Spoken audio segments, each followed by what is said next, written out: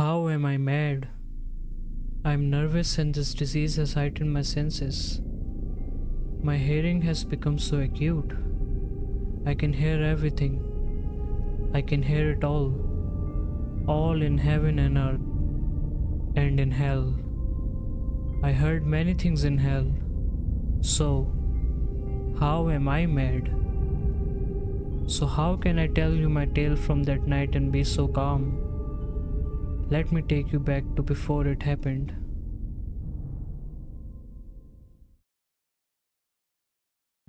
My man, how are you today? Did you enjoy the broth I left for you on the stove? Does wonders on a cold day like this. Yes, I did. Thank you.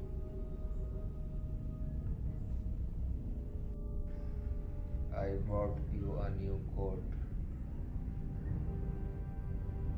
That old one can't be doing you much good with the holes in the sleeves. Well, thank you. You are too kind.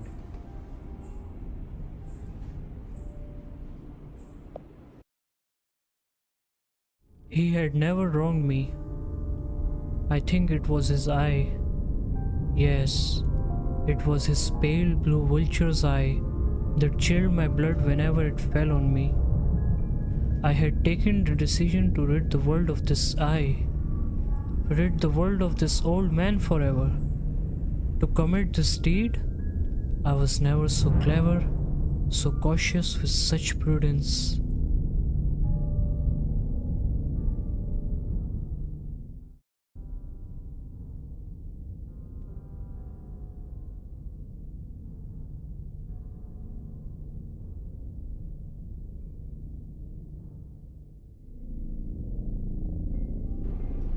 You are here early today.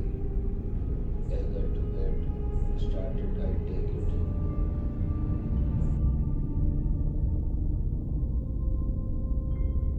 I was never kinder to the man for the whole week before I killed him.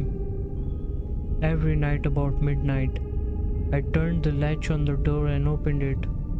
So gently I carried this dark lantern close so that no light shone out. I entered the old man's room slowly so not to disturb his sleep. An hour I took to enter the room fully. Would a madman have been as wise? I moved to his bed and undid the lantern so a single ray of light fell on the vulture's eye. I did this for 7 nights, midnight, but the eye was always closed. Impossible to carry out the deed, the hellish deed.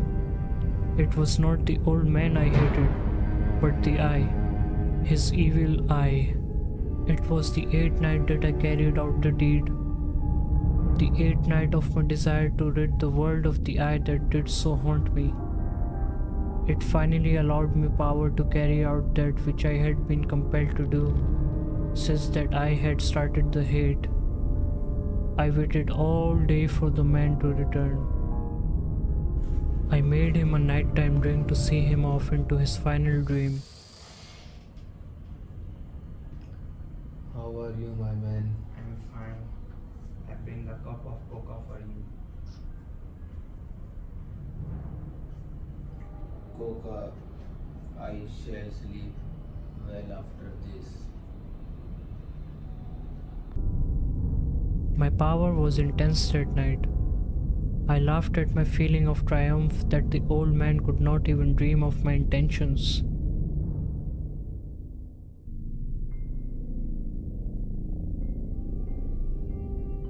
Had he heard me?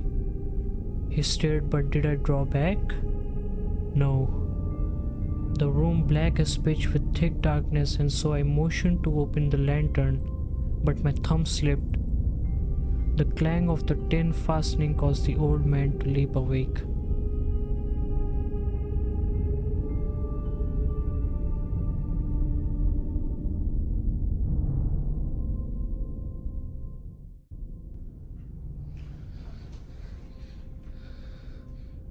It is nothing but the wind in the chimney. It is crossing the mouse through moving a floor.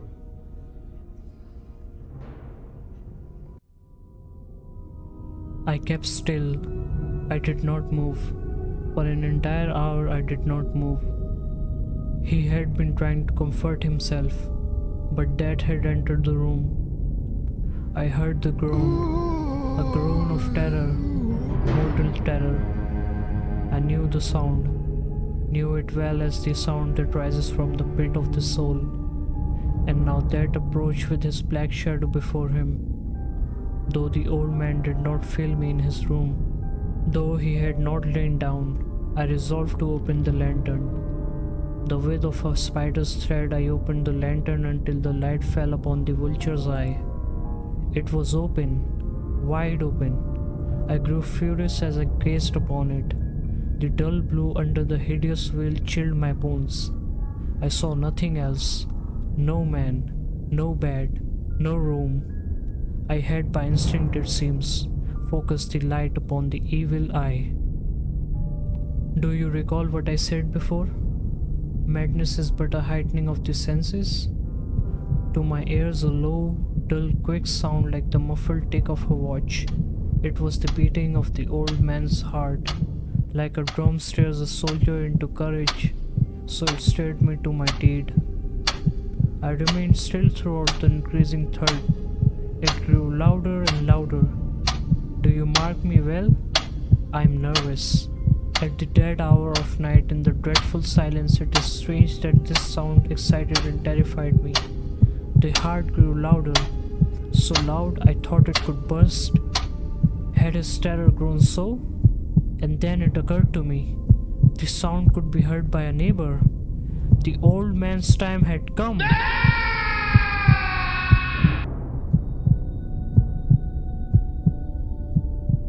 I struck. I dragged the old man beneath the bed. There he stayed. I smiled to find the deed so far done. My hand on the heart that pulsed no more. The eye would trouble me no more. You still would not call me mad when you discovered that I concealed the old man in parts.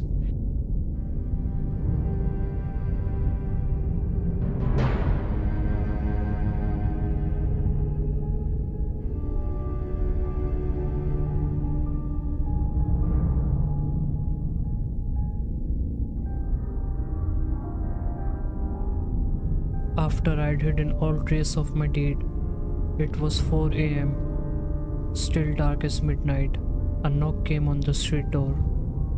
I went to answer it with a light heart, for what now did I have to fear?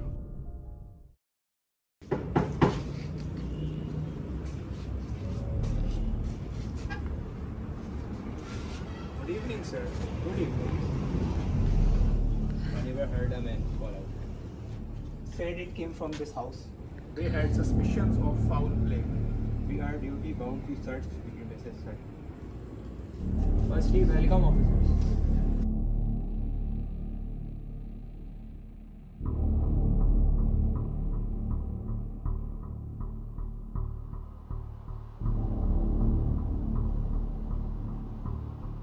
Voice that was heard was my own, from a dream.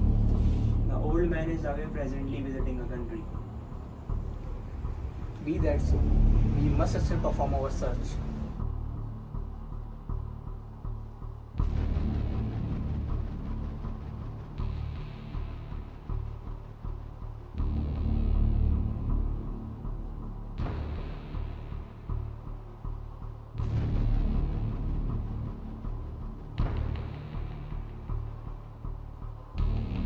I took the visitors all over the house and bade them search well. I showed them the old man's treasure, secured and undisturbed. In my enthusiasm, I brought cheers to the room.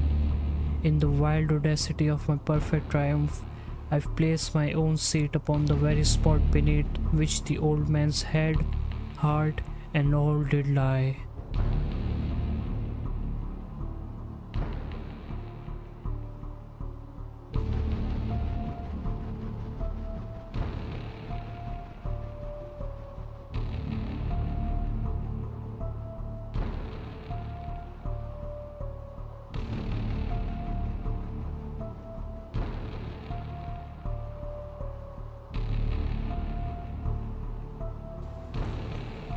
Indeed, your dream must have been so terrifying, sir. We have found no evidence of anything other than that. They sat suspecting nothing, chatting familiar things, No, I did not. but I felt myself becoming pale and wished them gone. You must have. My head ached, my ears rang, but they stayed chatting. The ringing more distinct. I talked more freely to get rid of the sound, but it grew and grew. It was soon plain that the sound was not in my head. More pale I grew and louder I spoke, but the sound increased. Why would they not be gone? What could I do? Is it possible they cannot hear it? No, they heard it. They suspected. They knew. I killed the old man. Here it is. The beginning of his hideous hurt.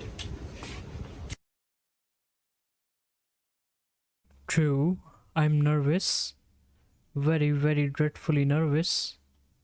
But why will you say that I'm mad?